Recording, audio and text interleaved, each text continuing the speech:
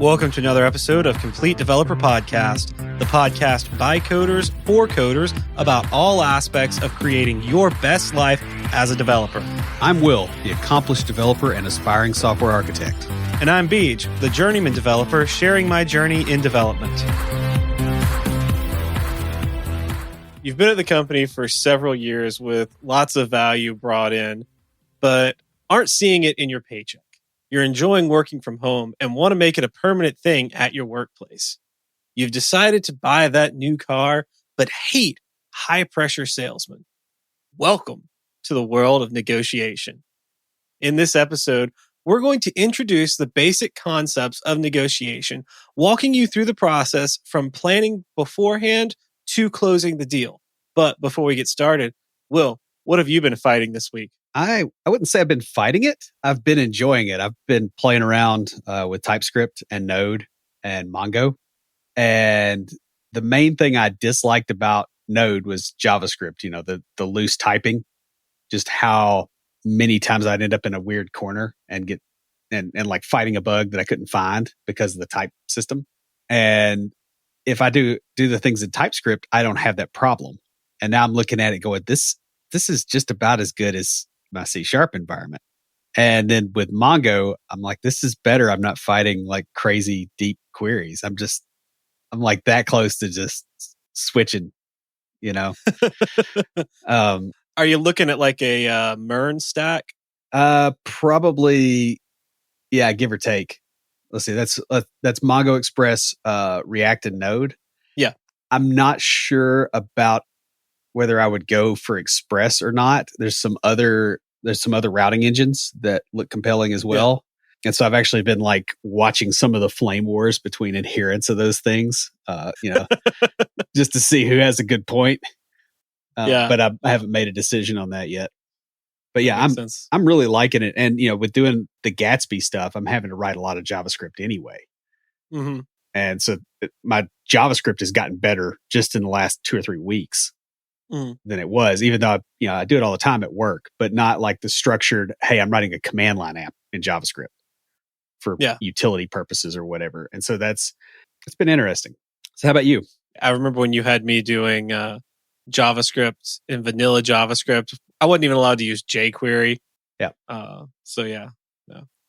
Man, well, first off, since we're talking about closing the deal, I went to a wedding couple weeks ago, and let me tell you, I needed that break.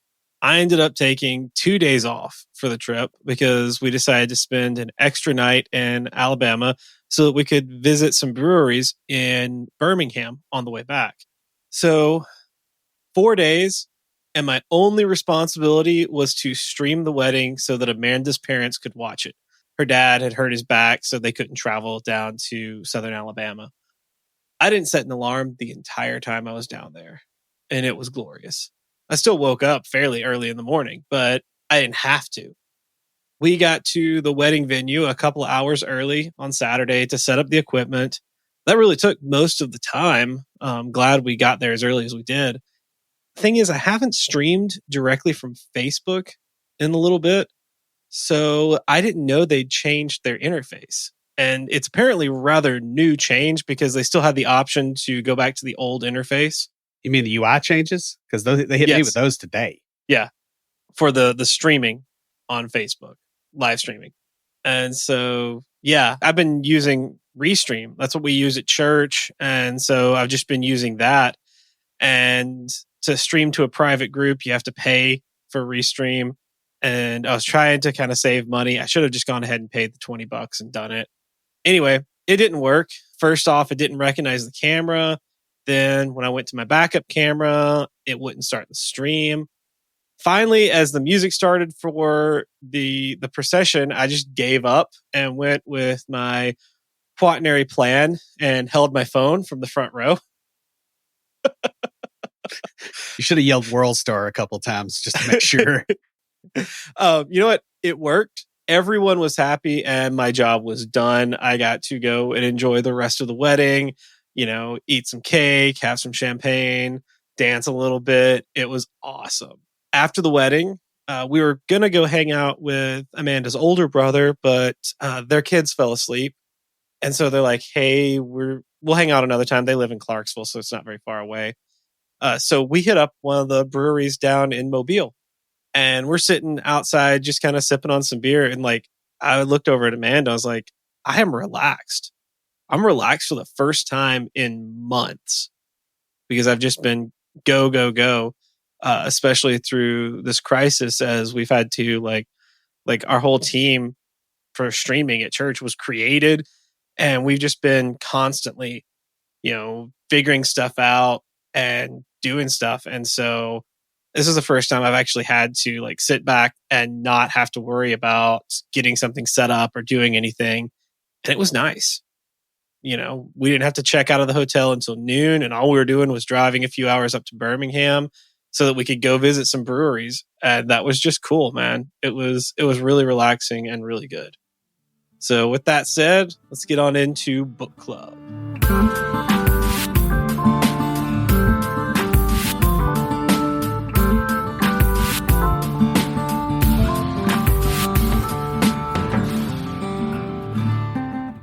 The 14th quality of a team player is self-improvement. And I quote from the book, "To improve the team, improve yourself." This is the first time I've ever read a book that said, put down the book and pick up your phone. Of course, this book was written before the advent of smartphones. So Maxwell was making a point that the manufacturer of most phones back when this book was written was Nokia. Now, of course, in 2019, Samsung produced the most phones in the world. But back when this book was written, that was Nokia. And almost everyone had a Nokia phone. I remember I did back then too. He goes on to talk about how Nokia started as a small pulp mill in the 1860s. However, the company didn't stay in the wood business long and sought to grow and improve itself. In the 1990s, the company's CEO decided to focus on the area of greatest potential, communication, and drop all the other areas, including wood and rubber, which had built the company up to that point. Maxwell goes on to talk about how people tend to look for quick fixes to problems rather than long-term solutions. This strategy causes them to stop moving forward once the pressure is no longer there. He states that people who are constantly improving themselves by making preparation, contemplation, and application an ongoing cycle in their lives. He gives 3 ways to become self-improving. Become highly teachable, plan your progress, and value self-improvement more than you value self-promotion. You'll find a link to the book in the show notes. Your advertisement could be here. If you remember those signs, by the side of the road, guess what? This is the digital equivalent.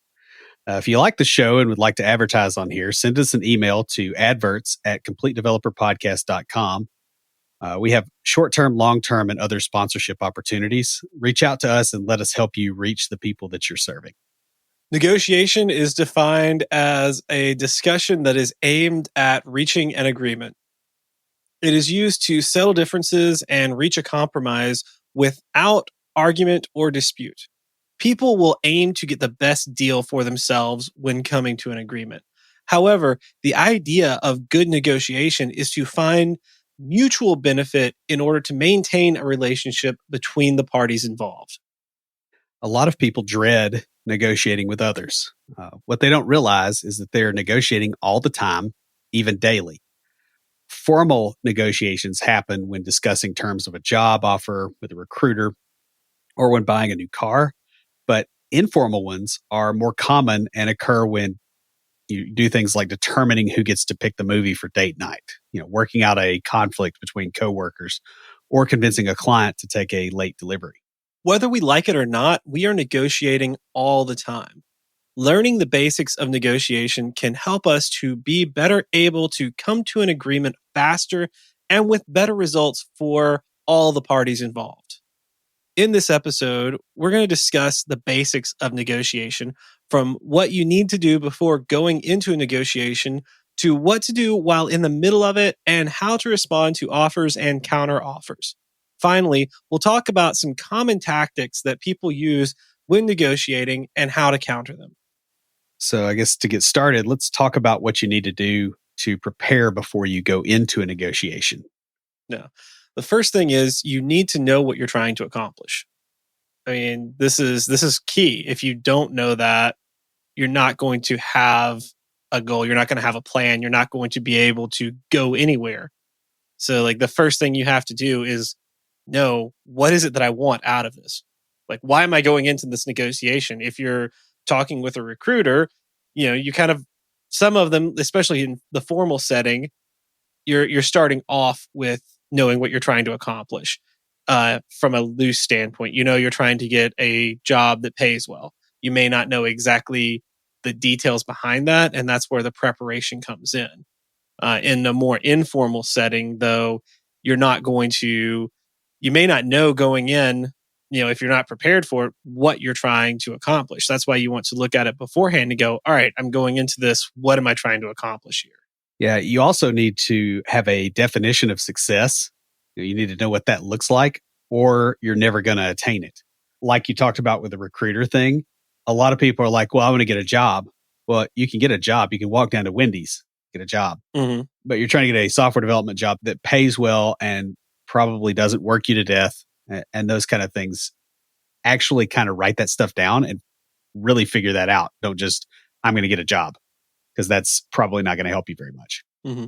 And along with that, you also need to kind of build an idea of what the minimum is that you're going to accept. Yeah, you need to know what it is you're going for, and then know kind of like, all right, what's the minimum of that I'm willing to accept?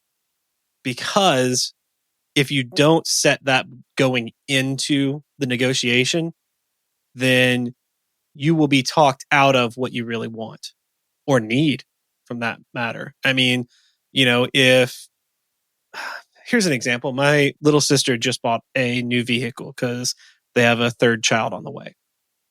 And, they needed 2 rows of seating. That was a bare minimum. They could not get anything that didn't have that. Right. And if they didn't go into the negotiations with that bare minimum in mind, then they could have easily been talked into, oh, well, you can fit 3 kids in this one back seat. And the whole goal of having the 2 rows of seating was to be able to spread the kids out so that they wouldn't bicker and fight, because they're all young kids, and that's what they do. Kids do. Yeah. That's one of the services they offer. Yeah, exactly. So, and when you're preparing, you need to prepare a BANTA. And that's an acronym for Best Alternative to a Negotiated Agreement. Right. It's not the thing from Star Wars. I knew you were going to say that. Yeah, well, I'm a nerd. The thing about this is this, the best alternative to a negotiated agreement, that's kind of your fallback if you can't get what you want out of the negotiations. Yeah. Well, it's like, going back to car negotiations, when Amanda was buying her new car, she had the car in mind that she wanted, but if she couldn't get a good deal on that, she could walk away because there is another dealership down the road that had a car that she liked too. So she had that ability to walk away. And that's what you need to do. Before you even go into a negotiation, you need to have the ability to walk away in your mind. All right, what am I going to do? You don't need to be panicking and going, all right, well, I'm going to stand my ground and just walk away, but I have no idea what I'm going to do. You need to have that in mind. Okay, I have to tell this story. I think I've told it before, but I remember when I was in grad school the first time, I was working at a job, and I was studying psychology. I had been a behavior specialist, and company got bought. They transferred me to management. I hated it. And after a few weeks, I ended up just quitting. And I went to school that day. It was in May. It was a May master class. And I told my friends at school that I had put in my 2-week notice. And they were like, what? We didn't know you were looking for a job. And I'm like, I didn't either. Neither did I. And they're like, you don't have a backup? You don't have a job already lined up? That's not like you at all. And I'm like, yeah, I mean, that would says how bad it was that I just walked away without that backup plan. But yeah, I mean, had I prepared to leave, I would have already been interviewing and had a job lined up. But yeah, so that's what happens. I got lucky because my friend in class said, "Oh, well, we're hiring at the psychiatric hospital," and I ended up getting one of my favorite jobs after that. But you know, not everybody is able to do that. So The second critical thing is to understand your opponent. So you need to learn about the person or people with whom you're going to be negotiating, especially what power they have in the negotiation. yeah, this is very very key because you want to get as much information about the person. You are negotiating with them. It's a person to person thing. Like you need to know if you're like say for example in sales or if you're trying to get your company to do something, you need to know the details. Like if you're trying to get work from home, you need to know all the details about work from home, but you also need to know details about your boss and things like when's a good time to talk to them, when's a bad time to talk to them. How can you recognize like it may be, you know, morning is normally a good time to talk to them, but they may have, had a bad morning and you need to know how to recognize that. So it is this is one of the skills you have to kind of pick up is how to understand people. Yeah. And, I've actually used this kind of strategy before negotiating for software purchases. And I Mhm. saved the company $5,000 or $6,000 with a couple of emails Mhm. because the company we were working with, I knew their salespeople had quotas for the end of the month or they had sales targets. And so what I would do is the last day of the month at about 10 o'clock in the morning, I'd send an email going, "Hey, we want to renew. Is there any kind of deal you can get us?" Because that's when they're getting squeezed. And so I could get a deal in just, a couple of minutes of effort and save a bunch of money and not really, take a whole lot of time out of my day. It was perfect. Yeah, that So makes sense. yeah, it works really well if you know what what the constraints are on these people, and any of the other party, you can usually do better. Also, make sure you're working with people who have the authority to approve a deal and give you what you want. For example, your lead developer may agree that work from home is great, but they're probably not going to be able to make that call. Right. Yeah, it's the worst thing in the world when you start negotiating with somebody that doesn't have the power and you Mhm. hem and haw and go back and forth to a negotiating position, and then they get the person that can actually make the decision and you get to negotiate again from that as a starting point. That hurts. Yeah, and sometimes they'll use that. I put this up here because a little bit later we're going to talk about the various hardcore negotiation strategies or tactics. When I was looking it up, one of them was oh, I don't have the authority to make that call. And so it's a wear you down tactic where they'll send in someone who doesn't have that authority to wear you down so that when the person who does have the authority comes in, you're more likely do to accept a lesser deal for you because you've already gone through it with the person who didn't have the authority and you're just exhausted. So Yeah. yeah, this is something you have to, find out early on if the person you're working with has the authority to make that. Yeah, because I've been that guy that was actually in charge of wearing them down Yeah. before too. Oh, I could see you being really good at that. Oh yeah, it's just like this is something for you to do to take an hour or so. Yeah. When I was working in sales, that was one of the key things was you were polite to everyone, but you were very firm about making sure you spoke to the decision maker. I worked in business to business sales, so with small businesses, most of the time it was the owner. And so, I could talk to a manager and I'd be polite to him. I could tell him how cool our stuff was, but I wasn't going to give him I wasn't going to go into my sales pitch with them. I would just be like, excited about the product. When I would wait until I got to their, that decision maker before I really went into the sales pitch. And the benefit of doing that is by being excited to the people who don't have that decision making ability. When the manager comes back and goes, well, you talked to him, what'd you think? Be like, well, he was really excited about that product, whatever it is you're selling, but you didn't wear yourself down trying to sell to someone who couldn't make the call. So if you can, try to talk to others who've negotiated with the person or people in the past and get ideas on what works and what doesn't work. Going back to business sales, you kind of take over a region, and sometimes you have people who are retiring and they hand over their sales areas and stuff. And so you talk to them about, all right, who's the person to talk to, find out what they like, what they dislike. Some people, the hard and fast tactics work. They want you to get in, tell them what you got, tell them what they can use it for, and get out. Some people, they don't want that. They want that relationship building, that slower approach. And you got to know that. And if you can talk to someone who's negotiated with the person before, they can tell you what kind of strategy works best. Yeah. And another thing too is to make sure and find out about their strengths and weaknesses so that you can take advantage of your strengths and their weaknesses. Now, this isn't an adversarial thing so much as it is you're trying to come to a agreement on something. So a lot of times your strength is a supplement to their weakness, and that's the way you categorize that. It's not necessarily, head to head. It's just sometimes there's things that really are to your advantage that you won't mention if you don't think about it. So get this stuff down. And finally, under understanding your opponent, you want to decipher any patterns or styles of negotiation that they use so that you can turn that to your advantage.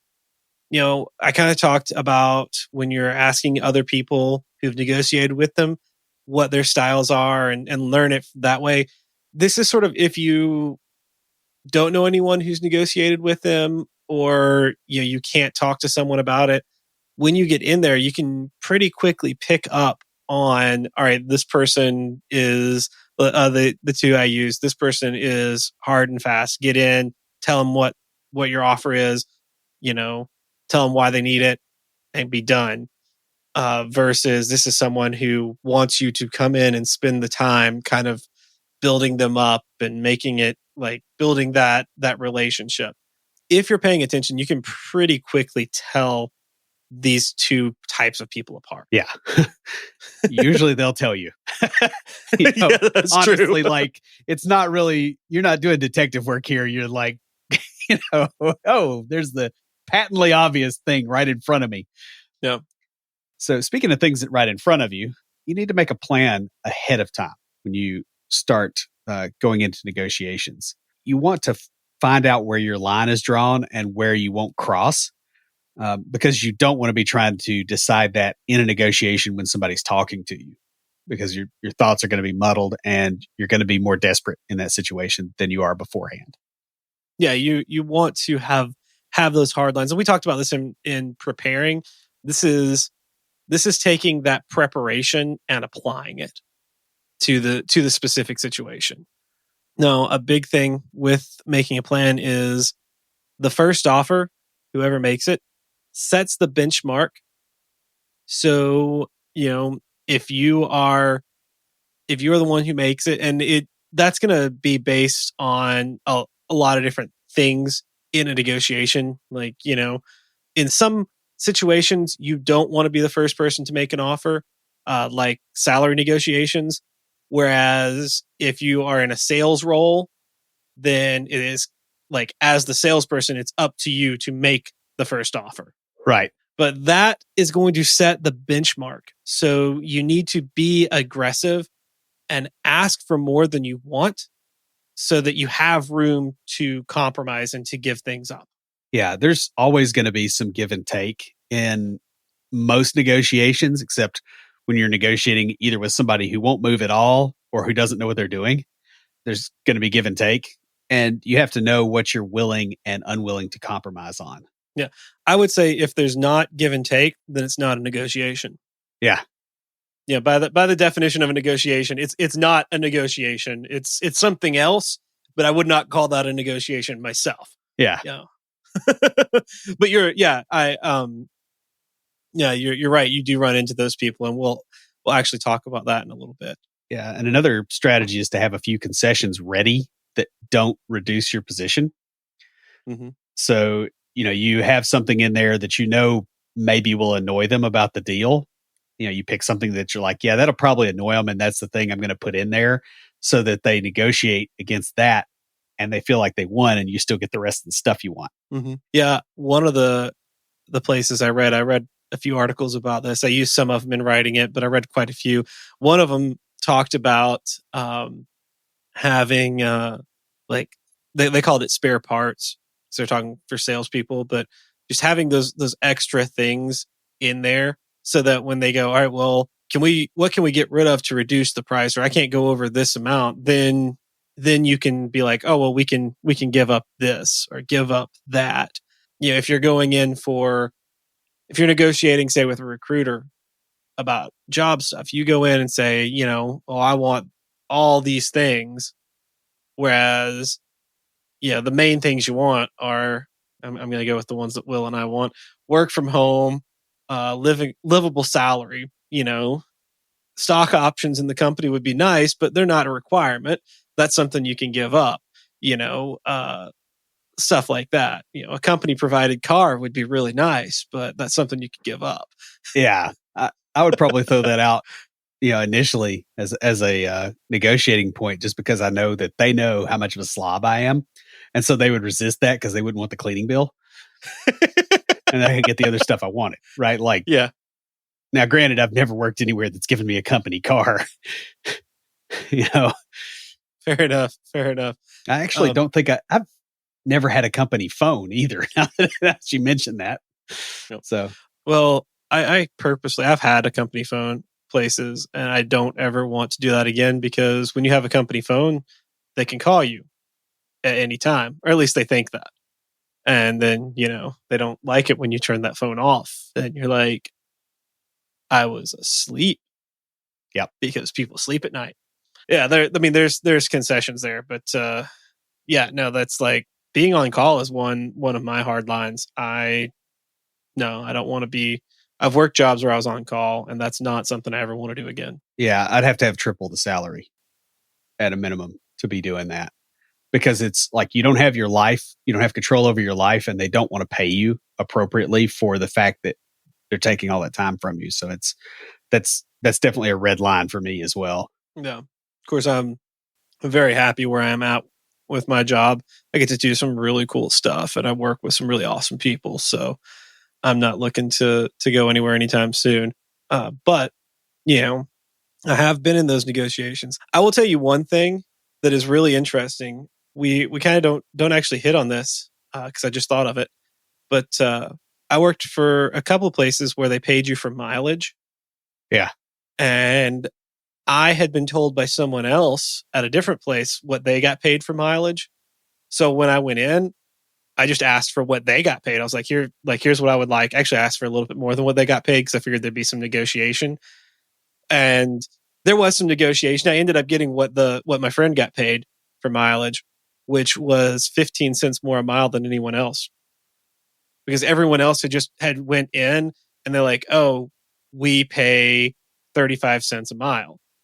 And they're like, oh, okay, cool. I went in and said, hey, can I have 75 cents a mile? And we negotiated down to 50. Yeah. And it was literally because no one else had gone in and thought to even negotiate on that point. They just accepted, because, especially back in the early 2000s, 35 cents a mile was nice. Yep. Actually, it would be nice now because gas prices have dropped. But you're probably not going to be driving much anyway. Yeah, you can't go in wherever you go. They're going to be standing on opposite sides of the glass door negotiating. Like, all right, we're done. I'm going to send you an email confirming this from my phone, and you sign it, send it back. We'll just stand here with our phones. Freaking dystopia. Oh my goodness. Hey, you know what? I got so y'all don't know this, but my webcam messed up. And I'm in black and white now. So yeah, Will says dystopia. I'm like, I got the black and white thing going on, man. Yeah, exactly. Like you need the character from The Fly to pop in next and you would set. Yeah. Help me! Oh my goodness. So, lastly, under making a plan out your walk away point. You know, when the negotiation hits a standstill, your willingness to walk away will pressure the other party to accept your terms. That said, your willingness to sit there and wait will do the exact same thing. When Right. I bought my first truck, I was in med school and I just brought my books and my laptop and said, "Hey, here's what I'm willing to pay for it," which was a fair price. It wasn't like we were like trying to jump them or anything. It was just like, "Here's what I'm willing to pay." And the guy's like, "Well, I need to go talk to my manager." I'm like, "All right, cool." So I got my laptop out, got my books. They had free coffee. I wasn't having to pay for the coffee. So, I went and got a cup of coffee and I sat there. So their strategy is to bore you into compliance.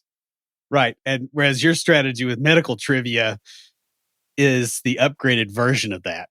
you Well, know, so their strategy was to bore you into compliance. So like, all right, we're gonna make you wait 10 or 15 minutes, and you're just gonna be like, man, I don't want to like I they'll come back with a little bit less like a counter offer to what you said.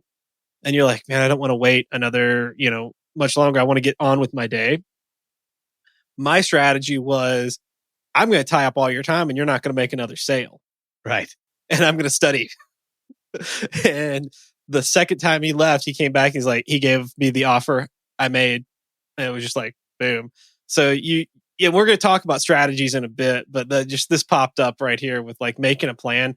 I went in with that plan. I went in with my books and my laptop. My plan was to sit there and because I knew what they were going to do.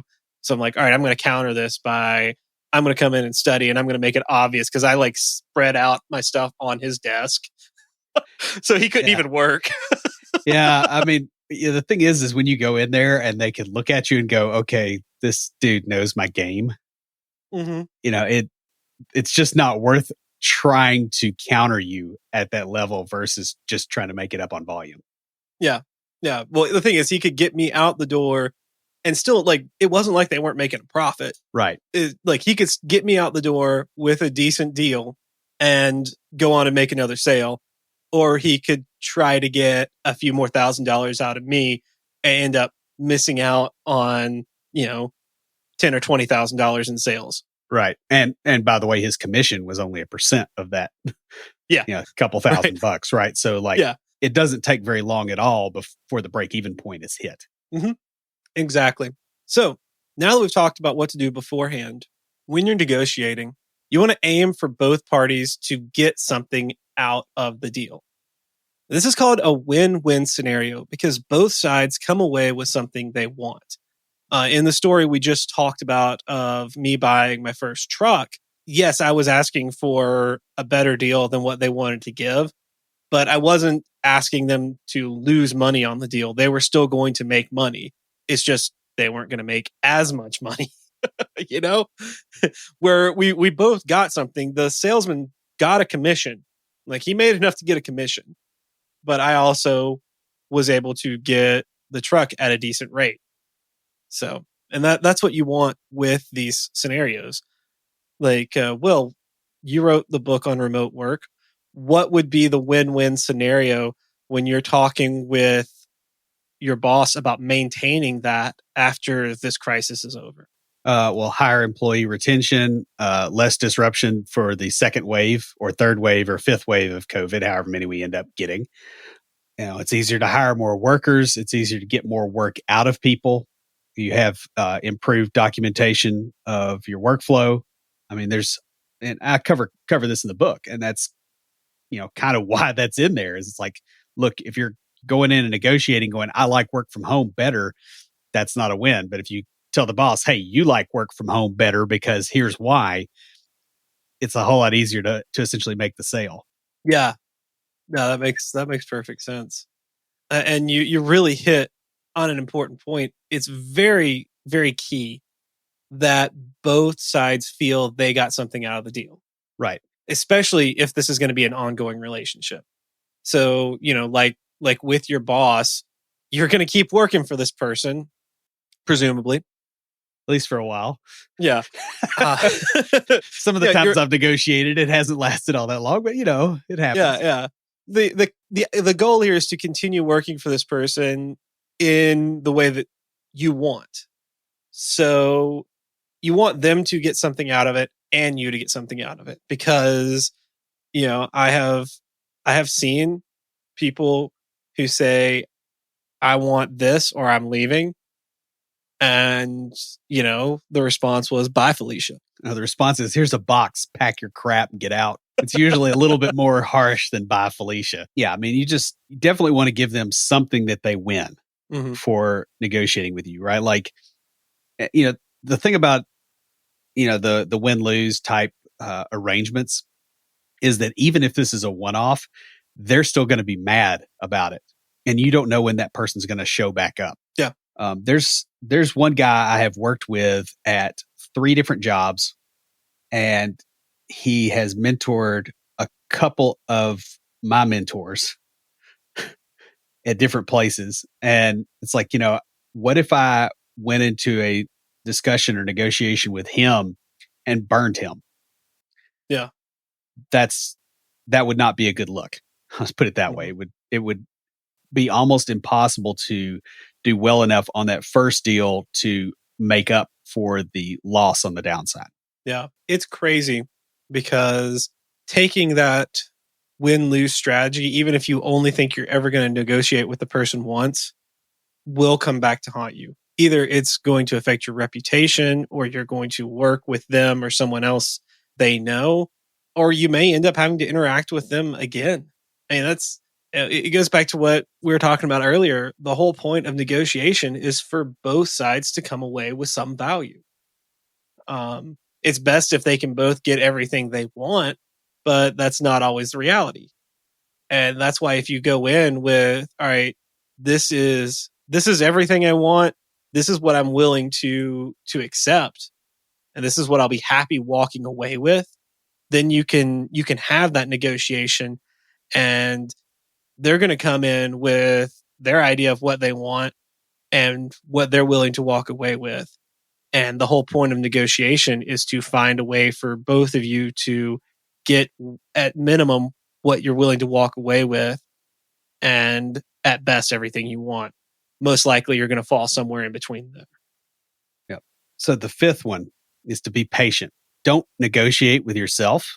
And by the way, that's a really good life rule just in general.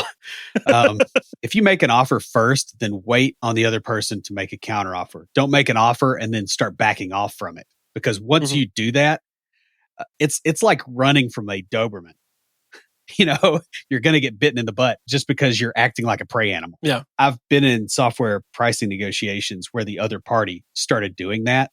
And it's like a natural, like feral reaction on my part. Like I will hammer them when they do it, and I'll get a heck of a discount because they started running, like they look like somebody that can cut me a deal. Yeah. A lot of people will do this when they make an offer and they don't immediately or quickly get a counter offer. It's a tactic that teachers use. Yep. And professors use in the classroom. People are uncomfortable with silence, so they'll ask a question and then they'll stop talking. Well, a good one will. They'll ask a question and they'll stop talking, and they'll walk around the room looking at people, and inevitably someone has to speak up. Do you know how hard it was for me to learn to not be the one who spoke up? I question for sure whether you've ever learned that. So, yeah. Yeah, I like to talk. And, I have learned the value of uncomfortable silences, which we're going to talk about momentarily.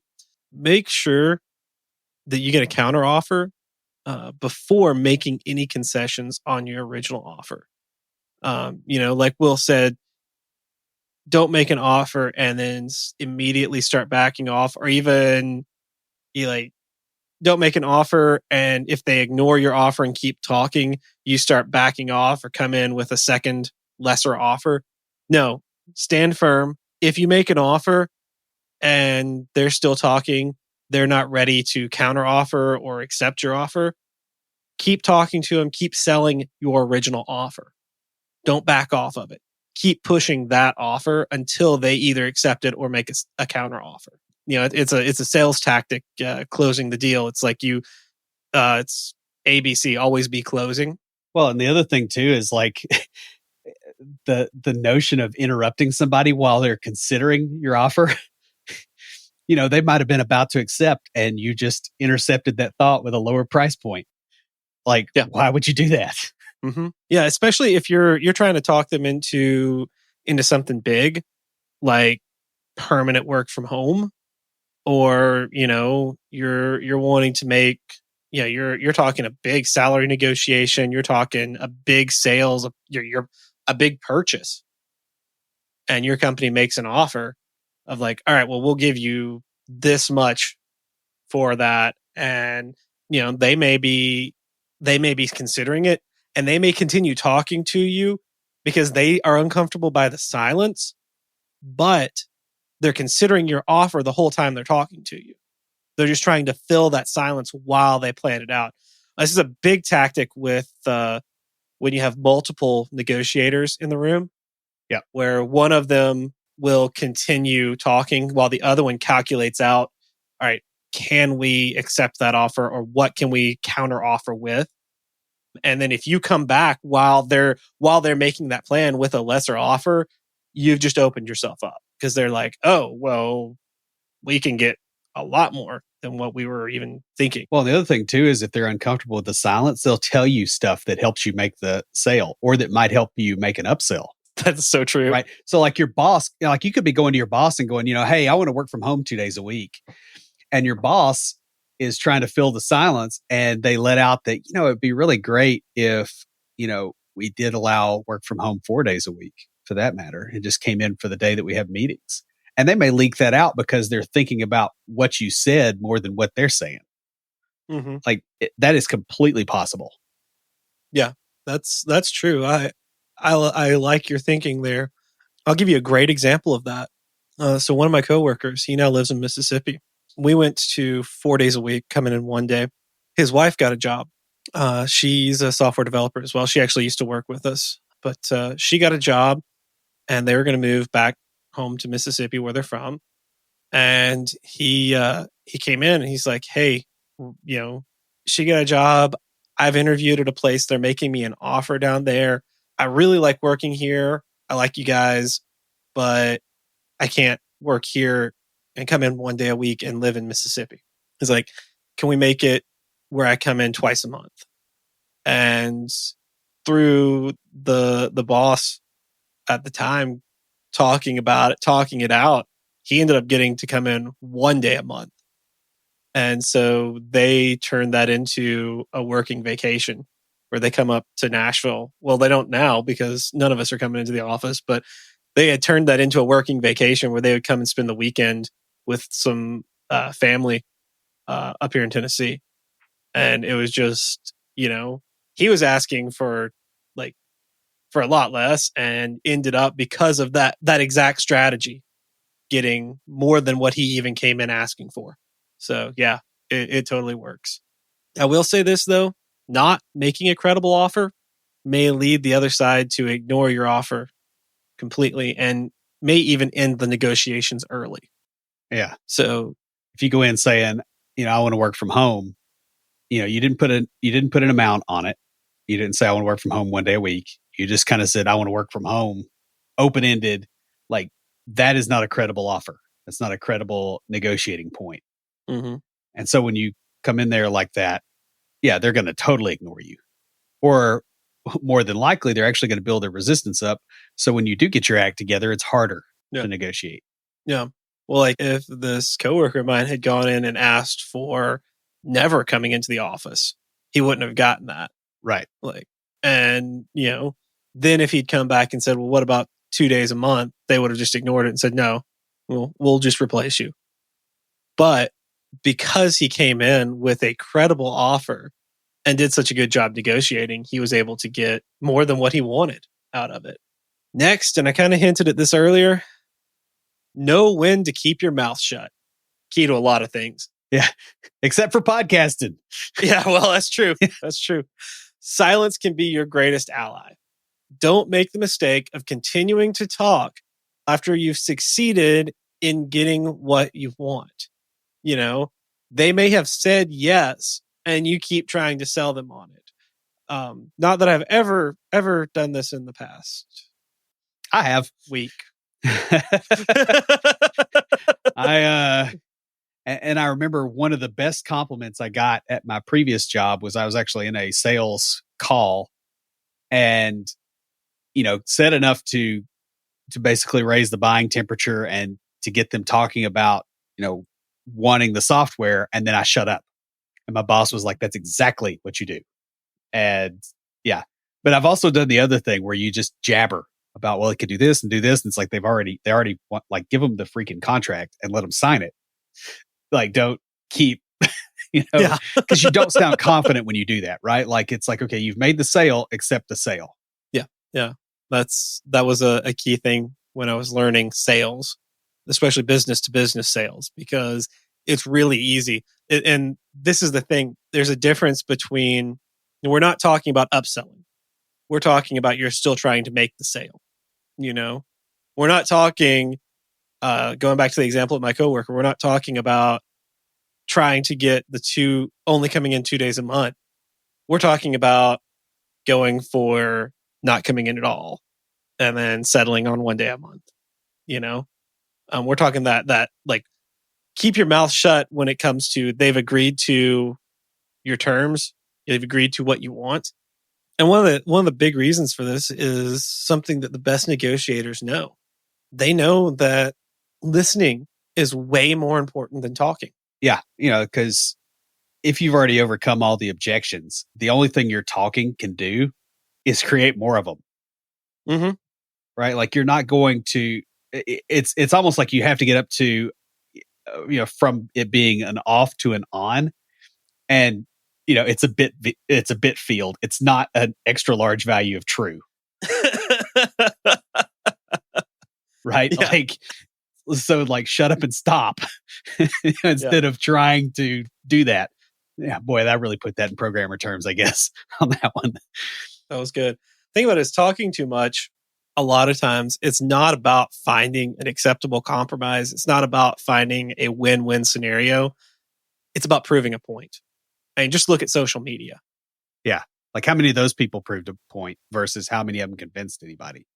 Yeah. And it doesn't matter any disagreement you see on social media, from, whether dark or light roast tastes better in coffee to anything on the political scale. It doesn't matter. If you look at social media, you will see this exact thing in play where people are just talking to prove a point. Yeah. Although I will admit the dark roast is better. So fight. I'm not going to, because I agree, but okay. Apparently baristas... somebody will. We'll get a listener send an angry email here.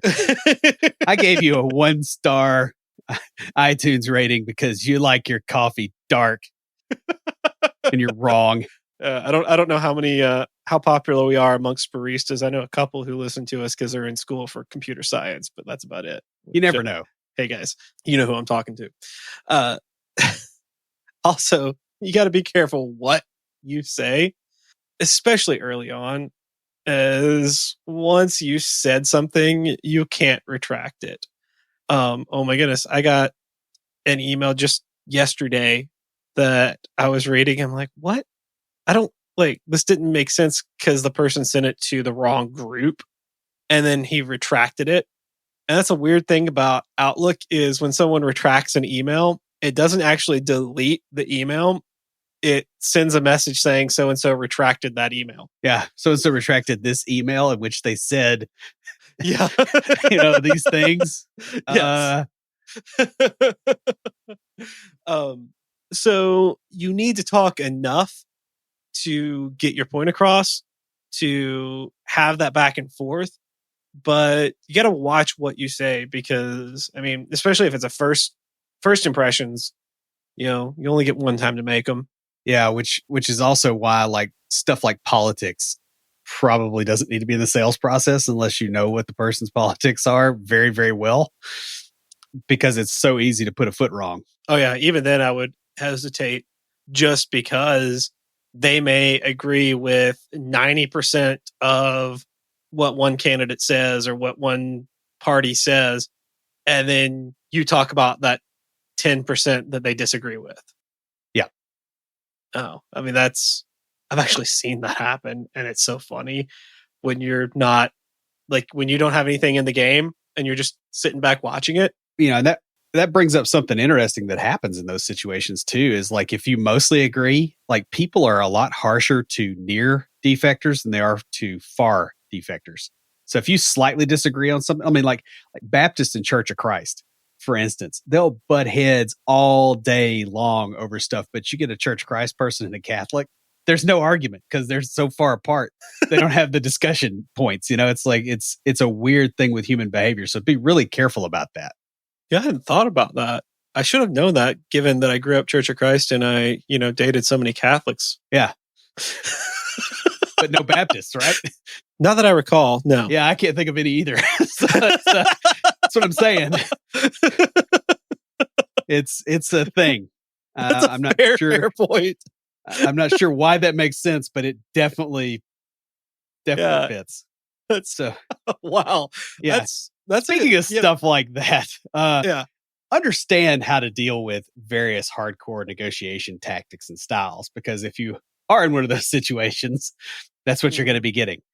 Yeah, I mean, we've kind of hinted at this throughout the entire episode. This is sort of the culmination of everything we've talked about. This is you're in the negotiation and someone throws out one of these. How do you deal with it? So we've got, there's a bunch of them. I picked some of them. I just kind of sprinkled in throughout the episode. These are the ones that I thought need specifically addressing because of the way you have to deal with them. The first one is large requests or demands, but little to no concessions. This is probably the most common tactic because people think that it protects the deal maker. Like they think they're protecting themselves by making, and it's a misunderstanding of what we said early on, which is, make your first offer a big offer. It's taking half of that and make a big offer, make a lot of demands, but it's not having the concessions ready. It's not being willing to give some from that. And so, like, people think that it's going to protect them during the process, but what it does is it hurts the negotiation process. Yeah, and I mean, the thing is I mean, this is like going into McDonald's and ordering a steak. Mm-hmm. Like, what do you think you're going to get out of that? You're going to get a very frustrated cashier. The trick to this is to know your goals going in and to not respond to this over the top stuff. Mm-hmm. Whether that means walking away or that means, letting them just kind of burn that out. But what you don't want to do is like go with it. Yeah, no. And go, oh, sir, well, McDonald's doesn't have steak, but we can make you a hamburger and put like an egg on it or something so you feel like you're rich. Like, don't do that. Which if you're at the point of doing that in McDonald's, you've got other problems. I'm just trying to think the last time I ate it at McDonald's. I mean, it was definitely I think it was the last time I ate at McDonald's was when we were meeting at your house and I was living probably down here in Christiana before my mom moved into that house and I moved out because I would stop and get food on the way home. Yeah, and there's not exactly a lot of options here, right? Like, that's the food of desperation. The other option is chasing a squirrel. Yeah. And the squirrels around here are quick. So clearly that's at least some people's option. Yeah. So the next one is the all or nothing strategy. This happens when someone makes an offer, but they make it very clear, they may overtly state it, that it is non-negotiable. They come in. This is very similar to the large requests, but this is like a legit offer, but they say no negotiation. You might see this a lot in job offers. The trick to it is to just straight up ignore the offer and instead focus on the content. Find out what it is in that offer that is like their key things, and then come back with a counter offer that addresses the needs of both sides, so that gets the things that you need and the things from their offer that are really key. Yeah, because everything is negotiable pretty much. It's just whether there's a price that you can pay or that you're willing to pay. Another thing that people will do in a negotiation is they'll try to push you to a breaking point. So they'll keep asking for more and more until you finally concede, or they'll offer you less and less until you're like, oh, you get that fear of loss and you don't negotiate anymore because you're afraid it's going to be even worse after this. This tends to be kind of a power play because the person with more power in the situation does this, or the person that feels like they have more power does it. Yeah. But the thing is, they don't get anything if they lose the negotiation. It's a hardcore strategy that is very much an all or nothing kind of strategy. Like it's very similar to that, but it's the all right, we're gonna say all or nothing this, and then we're going to drop it, and we're gonna like give you less and less and less the longer Every the time you negotiation. oppose. Yeah. And then act like, oh, I'm doing you a favor. Like, Yes. come on, man. Yeah. No, you're not. Yeah, the way to deal with this is to just straight up call them out on the tactic. This is one that you just got to be direct. Be like, dude, no, I see what you're doing, and I'm not going to play that game. State that you will not continue unless they agree to a back and forth exchange of offers. This strategy is one of the main reasons we have, like we talked about, creating a banta back in your planning session. This is why you have, all right, I'm just going to walk away. Because if they keep pushing like this, you've got a backup plan. Well, if they keep pushing like this, you don't have a deal. You don't have anything you want. Yeah. Now, something that you might have to deal with, because a person who does this will do this other thing too. And I don't have this in the notes, so Will's looking at me like I'm crazy. That's just my resting face, bro. Yeah, I know, right? Another thing that you might have to face is if you're like, all right, I'm just going to go with this other option, you may have to deal with them denigrating your other option. Like they may know your other options, and come in trash talking them. I'll tell you guys right now, even if I know, if you come in trash talking your opposition, like it's one thing to come in and say, okay, they offer you this, we offer you this, this is why we are better. But if you talk about how bad they are, I'm immediately going to dismiss everything you say. Yeah, because there's no other choice. I mean, because you know that they're going to say the same thing about you later. Mm-hmm. So, like why play along with that? Which leads right into the final one, which is the ad hominem. This is a logical fallacy of attacking the person instead of the idea or the argument. This is where they go for a personal attack rather than like going with a back and forth. Yeah, I've been in a lot of negotiations like this. I've worked with several people that this was their go-to because they couldn't really negotiate, otherwise. And yeah, I mean, the thing is you gotta step back and you gotta cool off so that you don't explode on them, because that's really what they're going for. And then you deal with them like they're a temperamental child. Yeah, because that's what they are. So, guys, it takes two to tango or to negotiate.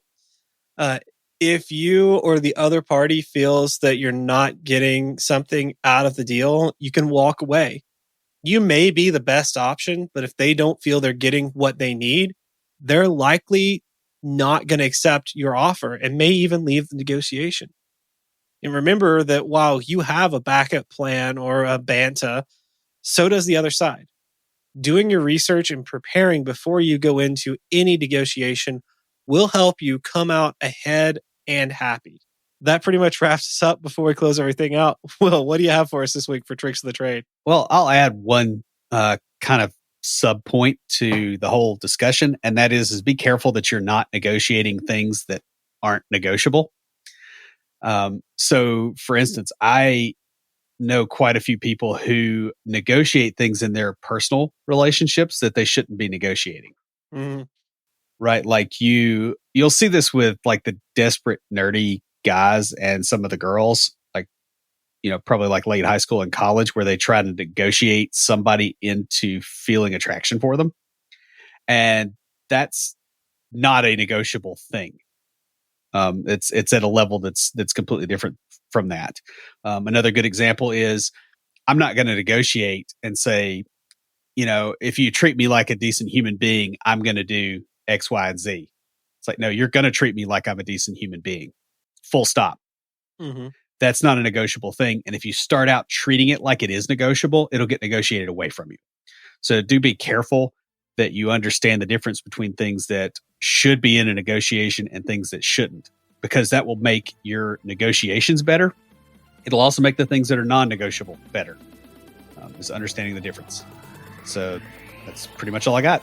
Stand by for Titanfall. If you have a question or comment, please email us at neckbeards@CompleteDeveloperPodcast.com. Our theme music is an excerpt from Stand By for Titanfall by Pure Bells, available on SoundCloud and licensed through Creative Commons. The intro music for IoTs is Hillbilly Hip Hop by Jason Belcher. For references, show notes, and to sign up for weekly emails with extra tips and insights, be sure to check out the website at CompleteDeveloperPodcast.com. You can also follow us on Twitter at CompleteDevPod and like our page on Facebook to keep up with news about the show. Catch us each week as we broadcast live, talking about what's going on in the tech world and answering listener questions. Learn more about all of our shows and groups by going to CompleteDeveloperNetwork.com, where you'll find links to Junior Developer Toolbox, Developer Launchpad, and our other communities. Thanks for listening. See you next time.